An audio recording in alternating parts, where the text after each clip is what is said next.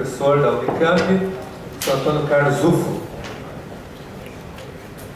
Boa tarde a todos. Primeiramente, gostaria de agradecer o convite do deputado Carlos Gianazzo e senhor Luciano. Realmente a situação é grave de abastecimento. A gente já vem falando isso desde o ano passado, né? Por isso a insistência de falar que deveria ser feito um racionamento. Isso não foi por coincidência, porque o consórcio PCJ ele contratou a Unicamp, na verdade, no grupo, para fazer o estudo do Cantareira para subsidiar informações na renovação da outorga que seria realizada em agosto do ano passado, e que em todas as renovações e discussões sempre vinham estudos prontos e eles não tinham informações técnicas para contra-argumentar o que vinha pronto da Sabesp para negociações. E a última renovação em 2004 eles tiveram que engolir, e não foi muito boa essa negociação lá para a bacia do PCJ, que é a bacia doadora de água.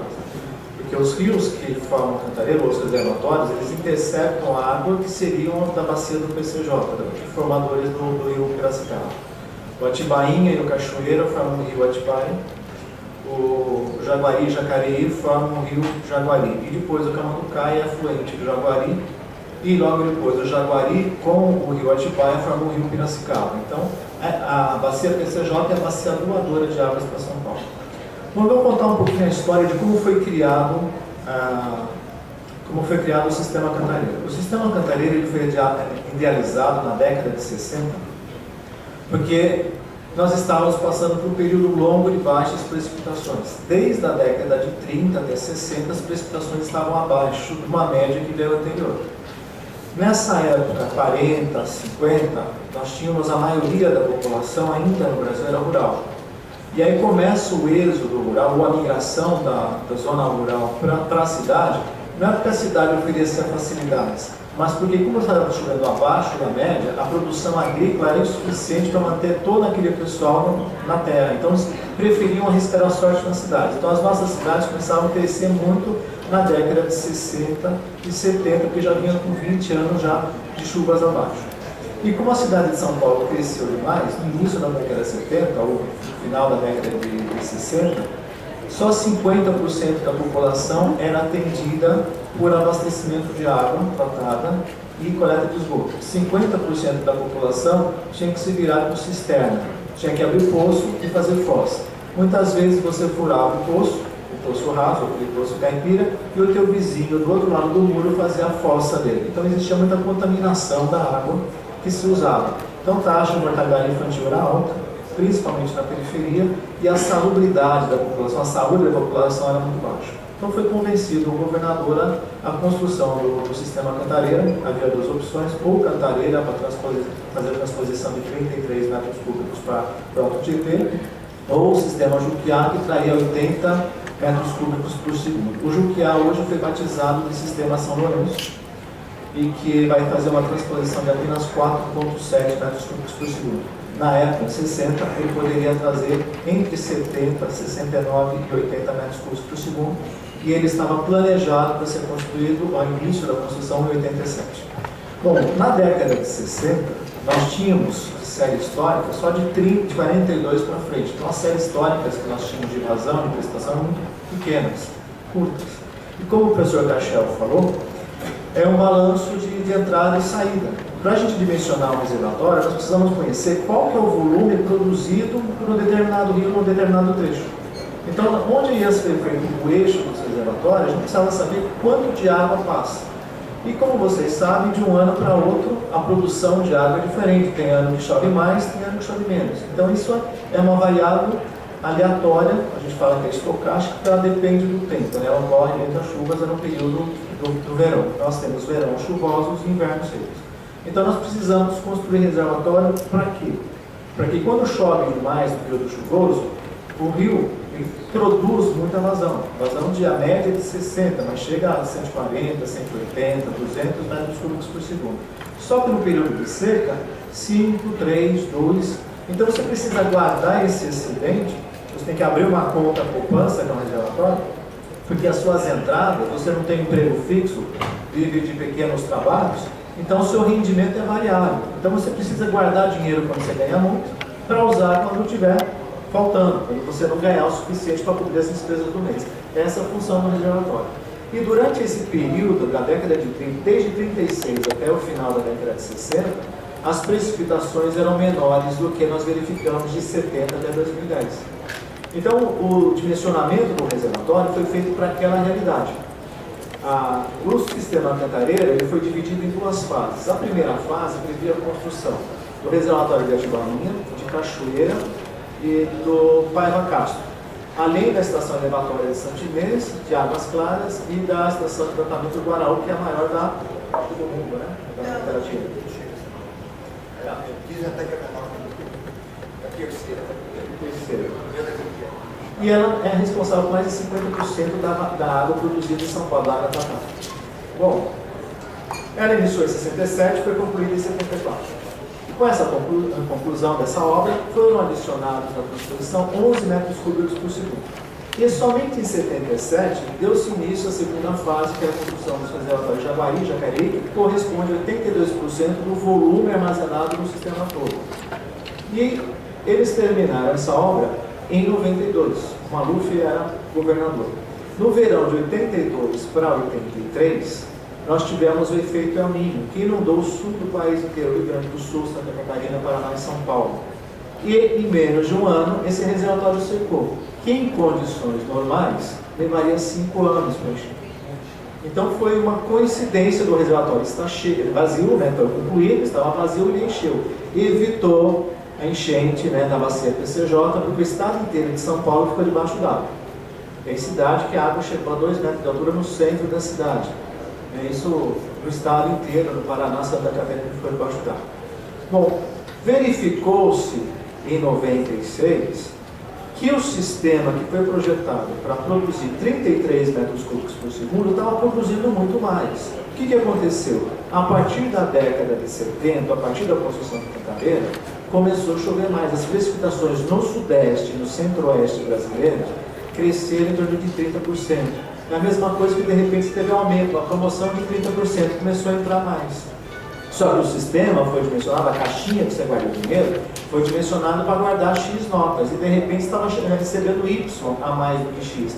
Não cabia mais no cofrinho o número de moedas que você tinha. Então estava sobrando. Então fizeram a recuperação de séries, já com programas computacionais, modelos de vazão, recuperaram as séries anteriores a 36, então é de 30, tinha até 29, de 30 até 93. Foi 93, depois fizeram mais 10 anos. E verificou-se que antes de 36, chovia mais. E depois de 70, chovia mais. Então aumentou a média. Então se eu ganho mais na média, eu consigo gastar mais na média. Então em 2003, na renovação da outorga, que era de 33, ela foi ampliada para 36. E veio trabalhando com 36 outorgado. Só que nos últimos 10 anos, as variações entre de um ano para outro ficaram pouco variáveis em torno da média, porque geralmente a precipitação é altamente variável em torno da média. Então tem ano que chove muito a mais, no caso de 82 para 83, foi o dobro da média, e agora nós passamos o ano passado com 30% da média. Então isso é uma variável que ocorre no tempo. Agora, uma coisa que nós observamos é que esse fenômeno de chove mais e chove menos, ele tem um período entre de 30 a 50 anos de duração. Então o sistema Cantareira foi dimensionado na baixa e foi operado na alta.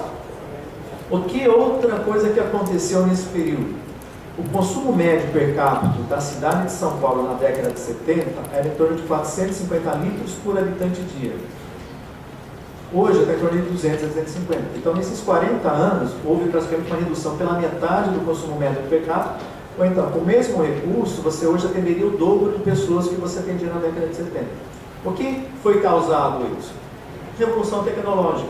Na década de 70, uma máquina de lavar roupa, ela enchia a cuba 5 vezes, eram 2 lavagens e 3 enxadas, então ela enchia várias vezes. No caso do problema de poluição e restrição também de água, a população começou a pressionar por produtos mais econômicos. Hoje, praticamente, a máquina de lavar lava a roupa seca, né? Ela molha um pouquinho, vai centrifugando, esguicha a água, ela não chega a encher completamente. Então se economizou ali. As válvulas de descarga antigamente eram 20 litros. Hoje você tem válvula que solta 6, 4 litros, aquelas caixinhas acopladas inteligentes de 3 a 6 litros. Então a tecnologia contribuiu para essa redução. Muitas indústrias mudaram o procedimento de produção e passaram a consumir menos. Então, houve uma maior eficiência do sistema, o que levou gradativamente a essa redução do consumo. Então, de repente, com o aumento da precificação e redução do consumo per capita, esta obra que tinha sido planejada, que era do Junquiá, para ser construída, iniciada em 87, para trazer 80 metros cúbicos para São Paulo, ela foi sendo postergada, porque na década de 80 e 90 foram as décadas perdidas que nós não tínhamos dinheiro. Então, por restrição, foram sendo postergadas. E a gestão do Cantareira, eu falei aqui na Assembleia em 2013, no dia 21, eu lembro dessa data, porque nós estávamos numa outra comissão, que era da deputada Ana Perugini, e que estava havendo a manifestação de ruas em São Paulo. E eles estavam passando pela Assembleia e a notícia que veio que eles estavam cercando a Assembleia. Então interrompeu-se a sessão e todo mundo foi embora. Então eu guardo isso. E nessa sessão eu falei que a gestão do Cantareira era uma gestão de altíssimo risco, porque ela estava tirando mais água do sistema do que ela foi projetada. Porque ele tinha um porquinho para colocar X moedas, e estava querendo tirar mais moedas do que era capaz de guardar. Então ele tinha que reter o máximo de água possível logo no início do período chuvoso para encher o reservatório, para ele ter mais água guardada no período seco. Então ele sacrifica o volume de espera que tenta reduzir o risco de inundações. Então no verão de 2009 para 2010 e 2010 para 2011, a bacia PCJ já estava com problema de enchente e a Sabesp descarregava no pico da enchente 140 metros cúbicos por segundo, aumentando mais ainda a situação de enchente na jusante. Então nós sofremos muito com o risco de enchente porque se segura muita água no início do período chuvoso, porque ela estava cheia em dezembro, e a ANA dando ordens, ou para a Sabesp liberar água, porque a Sabesp querendo segurar essa água para poder regularizar, vender mais água. Correto? 2 anos depois, nós estamos na situação oposta, nós estamos já no volume morto. Já usamos praticamente a segunda cota, foi metade. Nós temos mais metade e depois mais 4,2%, que seria a terceira e última cota. O que acontece? Por que nós, no período chuvoso, nós sofremos com enchente, bacia PCJ, e no período seco, não estão liberando 1 metro cúbico por segundo, é 0,75 metros cúbicos por segundo para a bacia PCJ. Isso porque está chovendo na região, então o rio ainda aumentou. Então nós temos uma parcela da bacia que ainda produz água quando chove.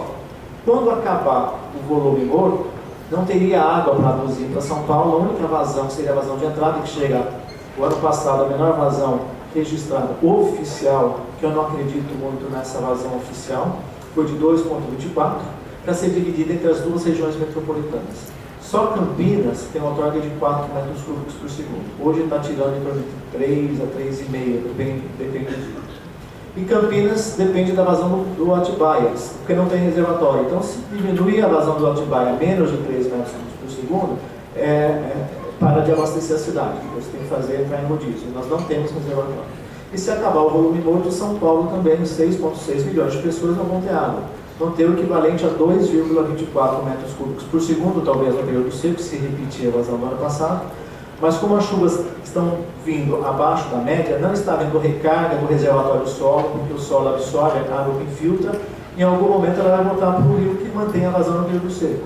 Como a recarga está sendo bem inferior do que foi o ano passado, provavelmente a vazão mínima desse ano vai ser menor do que o ano passado.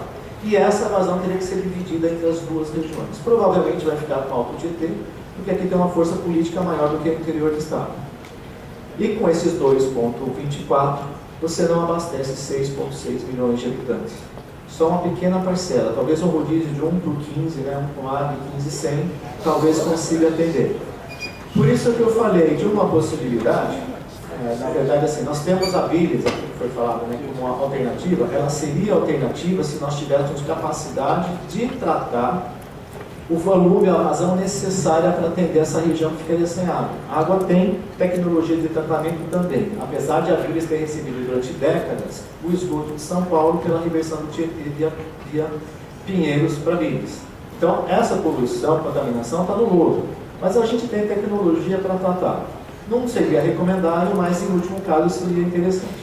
As outras estações de tratamento de água próximo da Bilis não têm capacidade de assumir o tratamento de 20 ou 30 metros cúbicos por segundo. Elas não foram projetadas para isso. Você tem o Guaraú, que trata a água do Cantareira, ela tem capacidade de tratar mais de 40 metros cúbicos por segundo. 40 metros cúbicos por segundo. As outras não conseguiriam produzir mais 40. Então, por isso que tem aquela proposta de transferência da água do Braço Capiles para o Alto Tietê. Pelo menos o Alto Tietê, que vai atender uma região, que é a região leste de São Paulo, e vai usar as estações construídas. Não tem como construir uma estação de tratamento de água em 3 meses para aumentar a produção de água. Então, o que eu comentei, uma sugestão foi: coloca-se água bruta da Bires na rede, vocês vão receber água não potável para poder dar descarga no banheiro, porque uma casa com 5 dias sem dar descarga, vocês imaginam como ficaria, vai virar um banheiro público, né? No cheiro. Pelo menos para melhorar as condições sanitárias. E a vazão potável, que vocês vão usar para beber, para cozinhar, escovar os dentes, essa você poderia buscar a granel na rua, entrar na fila e pegar a água tratada e levar para casa. Isso seria possível, uma opção melhor do que ficar sem água nenhuma. Pelo menos você teria água para lavar roupa, água para fazer limpeza, mesmo com água bruta, mas desinfectada. Como a água não foi tratada, vem da Bires que tem água, quando tem cloro, ela vai ter cor, porque não foi tratada, vai ter odor, porque a reação com cloro, e sabor. Não vai ser uma água muito agradável de usar, mas pelo menos você vai ter um insumo que você precisa no dia a dia, pelo menos para as condições sanitárias. E nós vamos ter que viver racionando água para beber, para cozinhar. Lavar a louça, talvez com água bruta, não sei, talvez não seria muito ideal, mas é uma opção. Essa situação seria possível. Então, o nosso gargalo hoje, para São Paulo, tem a Bires, mas não tem condições de tratar a vazão necessária para fazer essa distribuição de água potável. Então, esse seria o quadro. E a bacia PCJ, quando não receber a descarga do Atibaia, Campinas, ela recebe água também no Cantareira. Só que a água boa vem para São Paulo. O que é descarregado na bacia PCJ, ela é captada por outras cidades e indústrias e devolvida como efluente. Quando chega em Campinas, é esgoto. Quando a vazão está muito baixa, não tem diluição, nós recebemos esgoto e essa é a água que está sendo servida para a região.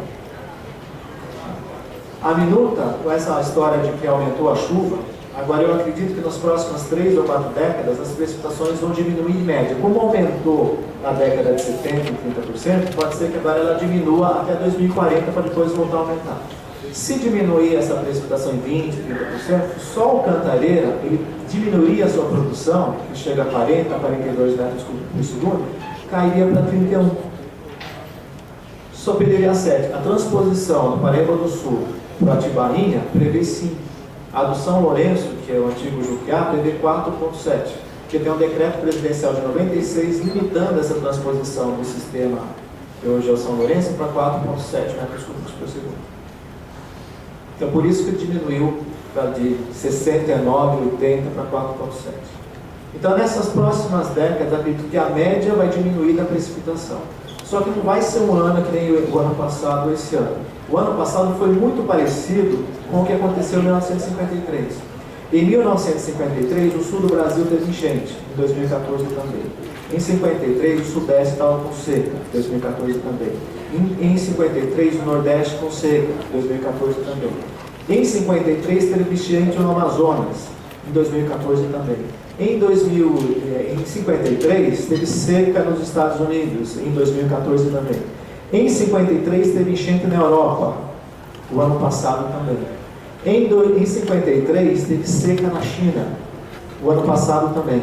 Em 53, teve enchente no Japão, o ano passado também. Então, os mesmos fenômenos nos mesmos locais. Só que na década de 60, de 50, foram 4 anos de seca e ele é utilizado, como o professor Cachal falou, no sistema elétrico brasileiro para calcular o risco de desabastecimento de energia, que é a próxima crise que nós vamos ter. Primeiro a da água e logo depois, um mês e meio, nós vamos ter racionamento de energia elétrica. Então nós vamos passar esse ano de 2015, se não chover cântaros em fevereiro e março, abril já entramos no período seco. E a precipitação média esperada para abril é a metade da de março. E os 2 meses que mais chove, que é a maior média mensal do ano, janeiro e dezembro. Então, os 2 meses que mais chove, em janeiro e em dezembro choveu 74,9% no Cantareira 25% a menos, e em janeiro foram 55%, 45% a menos da média. Agora, fevereiro está chovendo e hoje está chovendo em fevereiro. Só que essa chuva de uma frente fria, essa é boa para encher o reservatório, porque a chuva, apesar de ter intensidade baixa, a média, ela dura bastante tempo e atinge grandes áreas. Essa enche o reservatório. Aquelas pancadas de quilômetros são chuvas convectivas, têm grande intensidade, pequena duração e atingem áreas pequenas, em torno de 20 e 25 km², que dá transtorno em área impermeabilizada que é a cidade, em algumas ruas. Em reservatório, é como se eu fosse lavar o carro e eu só consigo lavar o espelho retrovisor. O resto do carro não funciona nada. Então essa chuva convectiva não tem efeito nenhum no enchimento do reservatório ou nessa metáfora, né, na limpeza do carro. Só vai ficar um espelho limpo, o resto continua sujo. Então o reservatório continua vazio. Essa chuva frontal está atingindo até Brasília, está pegando vários estados com essa precipitação. Esta consegue encher o reservatório, mas nós não vamos conseguir recuperar o volume morto do ano passado. Nós estávamos em abril com 10% positivos, hoje 24,6% negativos. Nós precisaríamos encher o reservatório em 35% para chegar no nível de abril do ano passado, que já passamos sufoco. Então, o que nos espera esse ano é uma situação muito mais grave. Só isso que eu queria falar.